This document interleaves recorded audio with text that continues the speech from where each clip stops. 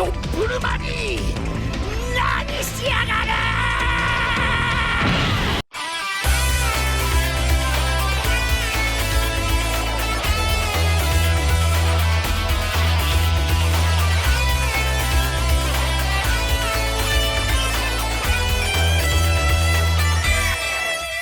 Hey everyone, welcome to Game Collaborate. This is my anime review on Dragon Ball Super episode 21. Now this episode, Frieza and his army finally arrived, and there's so many variations from the movie that I'm just so excited to discuss about. Okay, let's start with Krillin. I love the moment where Krillin is kind of scared of Frieza because he was killed by Frieza before, right? That part of Krillin was not shown in the movie, and I'm really glad it's shown in this episode. But he was still brave enough to come and fight the Frieza army as soon as he heard that they're coming. It's just that when he sees Frieza face to face again, the kind of intimidation that Frieza gives him still scares him.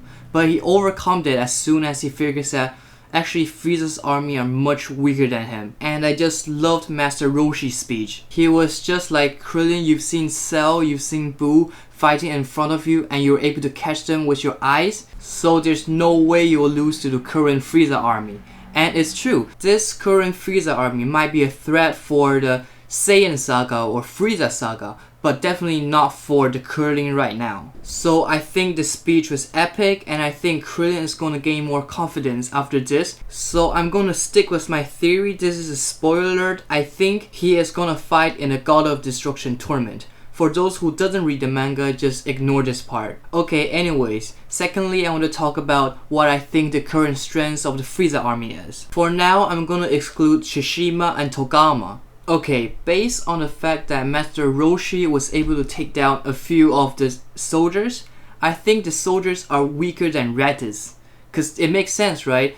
Master Roshi hasn't been training, or as far as we know, and he was weaker than Raditz. There's no reason for me to believe that the Frieza army are anywhere stronger than Raditz. And right now, Krillin, Tien, Piccolo, and Gohan, I think we can agree that any of them can take down the Nappa at this moment. Now this is how weak the Frieza army are comparing to the 5 Z fighters they're fighting right now. It's like a few fighters with a power level, even though I don't really believe in power level, but Frieza's army, if they have a power level, they will be below 1,000. And if you say Tien is equivalent to Nappa right now, so at least 8,000, 9,000. Krillin, as we should be able to agree on, is somewhere near 10,000 at least. And Piccolo and Gohan. Piccolo is somewhere between the Super Saiyan 1 to Super Saiyan 2. And Gohan is Super Saiyan 2 or Super Saiyan 3. I say he's a Super Saiyan 2 because he haven't been training. But these two, Piccolo and Gohan, their power levels are easily above 100 million. So as I was trying to say, the armies are pretty damn weak. Now let's talk about Shishima. I reckon he's somewhere near Raccoon or Zarbon. So to be honest, even though he looks big and tough, I really think Krillin could have taken him down. Okay, an extra thing I want to mention is Gohan. So in the movie, he was almost killed by Frieza, but in this episode, it was even more sad because he was almost killed by Togama. So this really leaves me speechless, you know. Togama is nowhere near the power level of a Super Saiyan or anything. And it just seems like Toriyama is just trying to use all the ways he can think of to fuck Gohan over. To the point that you don't even care if Gohan can fight anymore. It's just funny seeing him getting fucked over. But anyways, let's just move on. A part I really liked about this episode is seeing the Frieza training with Togama, where he literally just tears Togama down into pieces and use the regeneration machine to heal him and then tear him down again and then regenerate him and etc. You know, it really gives me chill when I watch that part. I'm like, Frieza, you're just an asshole, aren't you?